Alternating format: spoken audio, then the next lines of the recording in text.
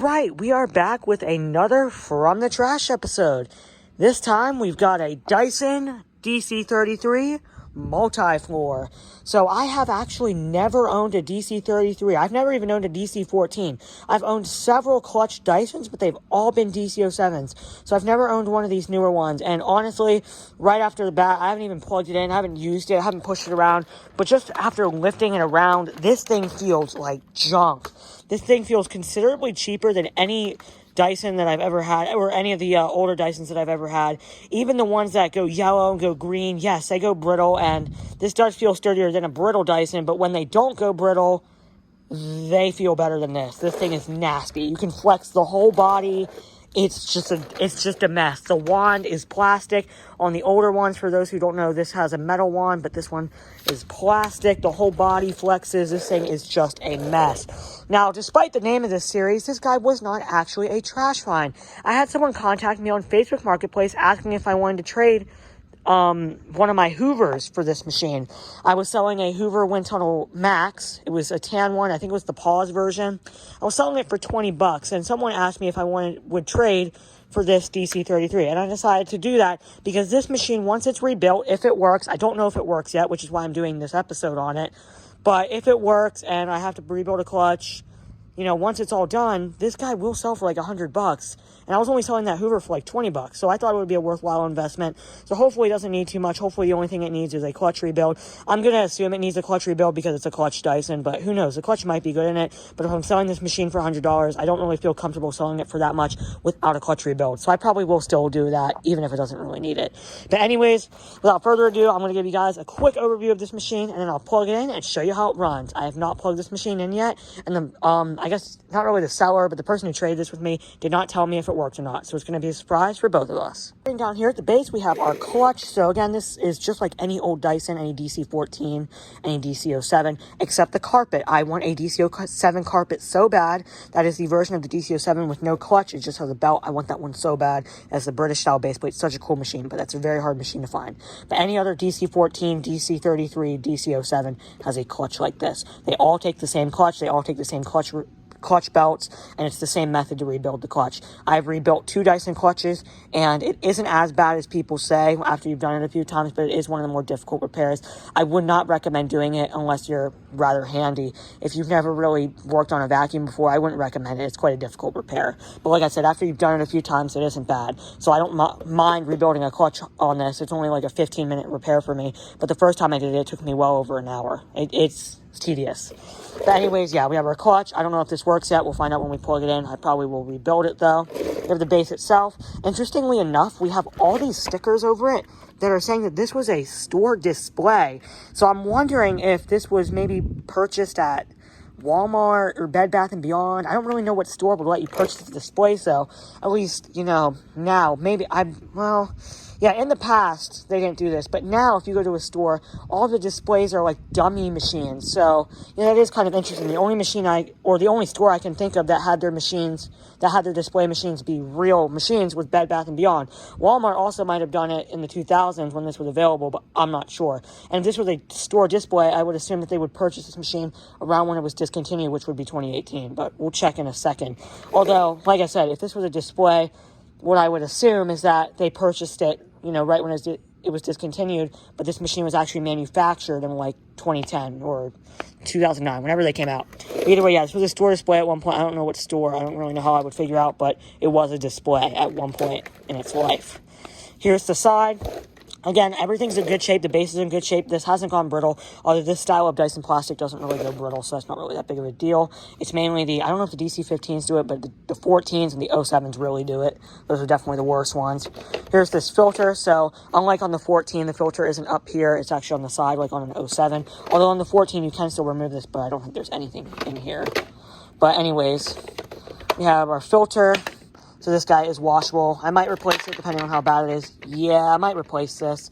I believe this is it'll fit the 07, like an 07 filter would fit in here, but it is a slightly different material. I probably will try and wash it out, though. If it washes out fine, then I won't replace it, but if it's looking this bad after it gets washed, I will replace it. This does seem to be the original filter, though, or at least the original filter cage, as it has all of the genuine Dyson stickers on it. Here's the filter cage itself. It's dusty, but it isn't awful. This filter just slots right back in there. Let's see if I can do it. This filter cage is really fiddly to put in. You have to make sure it's all lined up correct, or else the suction will leak because it's not sealed properly. Although that is it's more difficult to do it on the 07s and 14s than the 33s, but it is still something you have to know. Here's the bin itself. Again, very good condition. This is just your basic MultiFloor one, so this isn't like a blue or anything. It's yellow, just like we got some bug flying around out here. It's loud as hell, but anyways, because it's just your basic MultiFloor, it's got a yellow top. I believe the blue one was like the top of the line animal one. The one I remember at Walmart, because I do remember when these were available at Walmart, that one I remember having a blue top, but I don't remember if it was just a special exclusive color or if it was the top of the line. I don't remember, but either way, this is the basic MultiFloor. So it has the yellow bin top. You can take this top off, but obviously not without doing a ton of security bits. Yeah, I hate when Dyson uses security bits. It's so annoying. It basically makes it so the user can't service this cyclone. But there's no filter in here. But these cyclones, I'd say, need serviced about once every 5 years, as over time dust gets clogged in them. Although it's a much bigger problem on the DC17 than the DC33. But nevertheless, I will still service that cyclone as I plan to resell this machine, unless I'm absolutely blown away. But like I said, I don't like the feel of this machine, so I'll probably sell it because I have several other clutch Dysons in my collection. I don't need this, and it would sell for quite a bit and would get someone a decent vacuum that works. So we always like doing that. But anyways, yeah, the bin itself is in good shape, no cracks or anything. I'm not going to take the cyclone out or anything, but from the looks of it, it seems to be in perfect condition. Handle's fine. This mechanism seems fine. Let's see if it opens. There we go, yeah. Opens just fine. A little bit of dust fell out, but it isn't like chock-a-block full of dust, so that's not a big deal. But like I said, I will take that whole cyclone apart and blow it out and service it and clean it, because it's probably disgusting, as I doubt that's ever been serviced. Here's the post-motor filter. So just like a DC07 or DC14, it has a HEPA filter in it. I don't know if the all floors 07 had a HEPA filter. I'm pretty sure it did, but I could be wrong on that.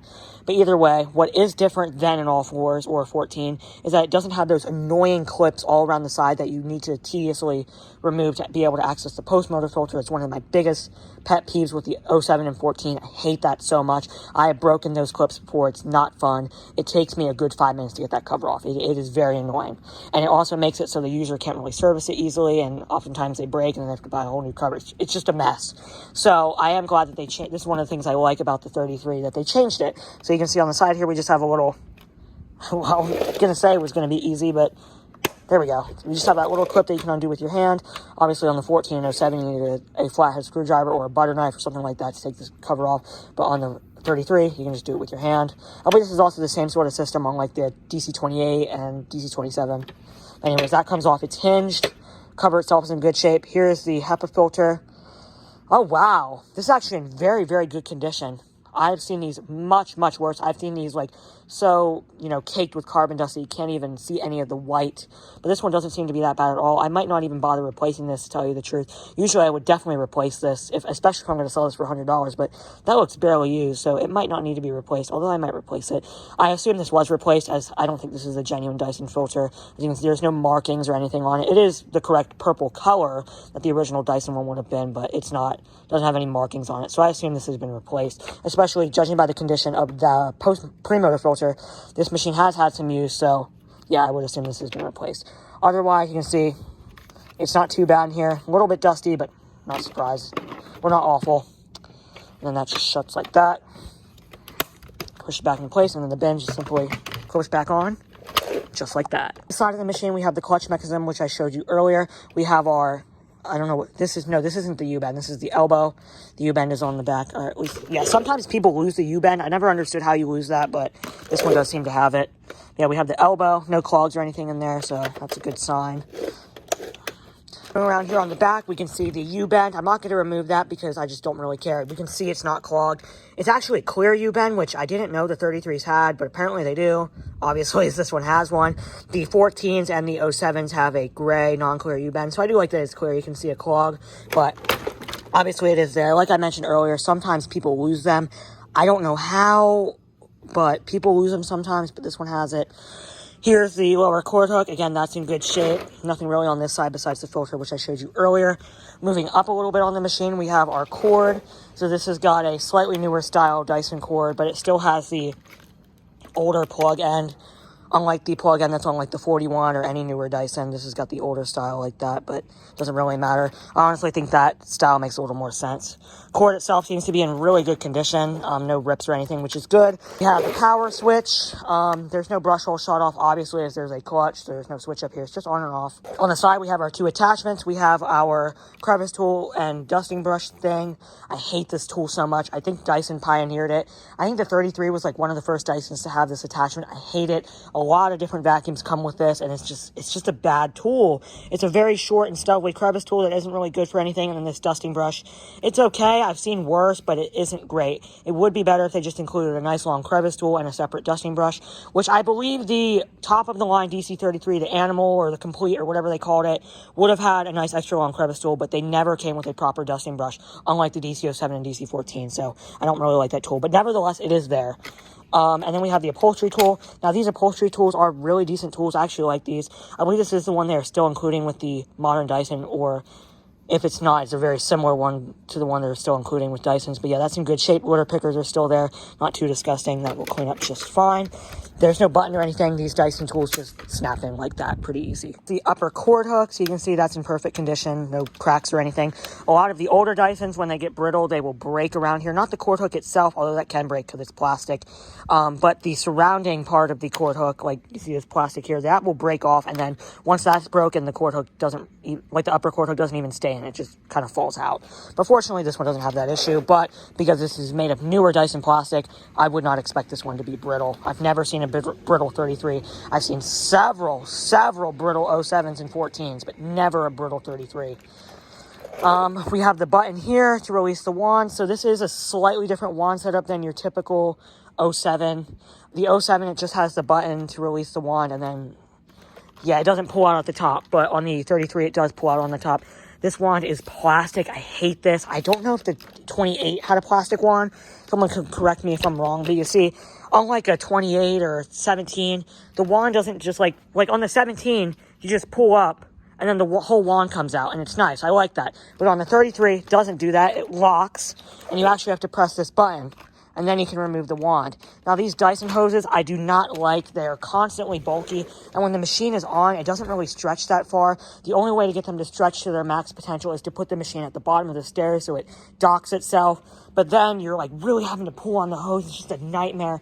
That is why I prefer good quality plastic hoses. What I can see, there's no splits or anything, although it is a clear stretch hose, so it is pretty gross. But that should wash up just fine. If I do need to replace it, though, that's not that big of an issue. Those hoses are still readily available, but I really don't want to have to replace it. You can also remove the hose itself by using that button there. Let me know if you want to see a review on this machine, because I might do a review on it, as I've never handled a 33 before. Yeah, I believe that's the entirety of this machine. Oh, wait, I never showed you. I did take the bin off, but I never showed you guys the year on this. So here's this. Oh, wow. So we have B sticker here. Now, clearly, it looks like the customer did this or someone at the store. This definitely isn't like a Dyson sticker right here. But you see it says BBY 1197 12 18 18. I believe that's what that says.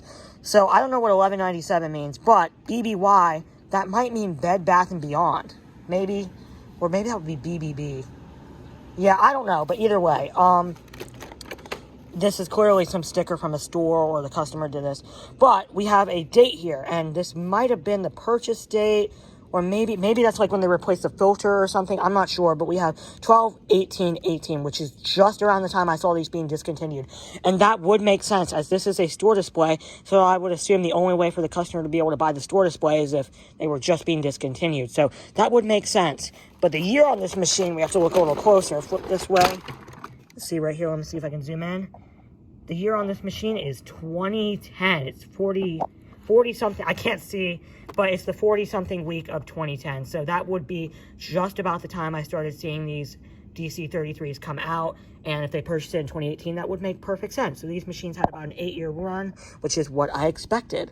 One part of this machine to show you guys before I plug this in is the bottom. So the base plate seems to be in very good condition, but there is a lot of debris. You can see right here, there's just a lot of stuff stuck in there, and there's a lot of hair actually caught in the bristles, and that is not a good sign. Usually what that means is that the clutch is bad and the brush roll isn't turning. And usually when the brush roll isn't turning, a lot of hair and fibrous material will get caught in the bristles, and that is what has happened here. So I'm going to assume that the clutch is bad, and they were using this without, with the brush roll not spinning, because the clutch was bad. But otherwise, brush roll seems to be in good shape. I shouldn't have to replace that. It just needs a clean, so that's fine. Nothing I can't provide. Here's the base plate itself. There's a few scratches, but that's nothing big. You can see right there in the corner, I'm not going to take the base plate off, but you can see that little purple mark there. That is actually a little spot to put the genuine Dyson clutch tool. It's so you don't mark up the plastic. That's something they did on the 33s and 14s, which I do like.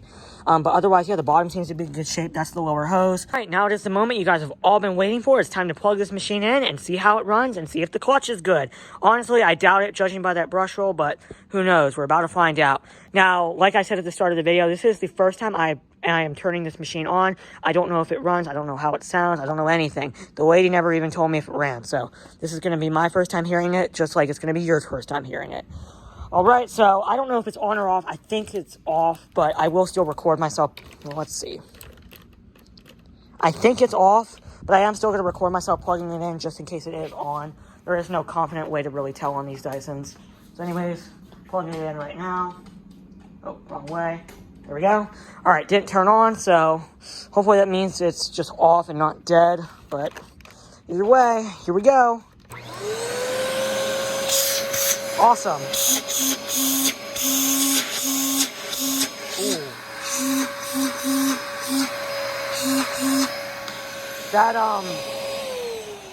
That gasket's gonna need some help, and it sounds a little clogged.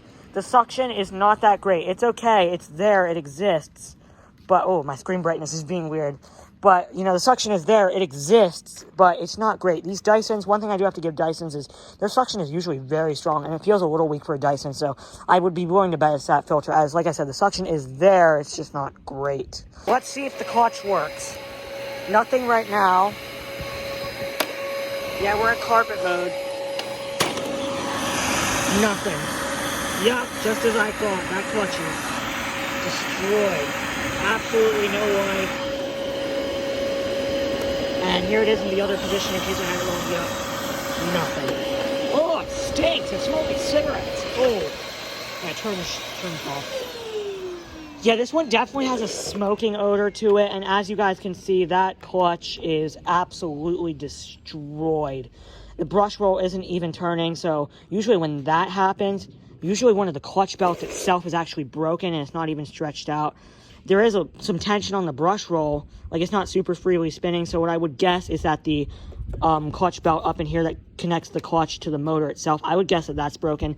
I've had an 07 with that issue before, and like I said, I was going to rebuild the clutch anyway, so I'm not too bothered about that, but that does mean now I'm going to have to go in there and replace that belt. But fortunately, that clutch belt is the easier one to replace, but I'm going to replace both, as if that belt is broken, I assume the other one is very stretched out or also broken. Right, so I think that's everything I had to show you guys on this machine. Honestly, I'm not too upset with how this turned out. Even though it's going to need clutch belts and it's probably going to need filters as this thing reeks, I was going to replace those parts anyway, so I'm not too upset. This machine should definitely be an easy $100 or probably like $70 profit after I put all the parts into it. And we factor that, I lost $20 on that Hoover. But I think it was worth it. This thing will definitely clean up really well, and it will definitely sell for a decent amount of money, and it will get someone a good vacuum, which is always a good thing. All right, so thank you guys for watching. Comment, like, subscribe. Let me know if you want me to do a review on this machine, and I will see you guys in the next one. Bye for now.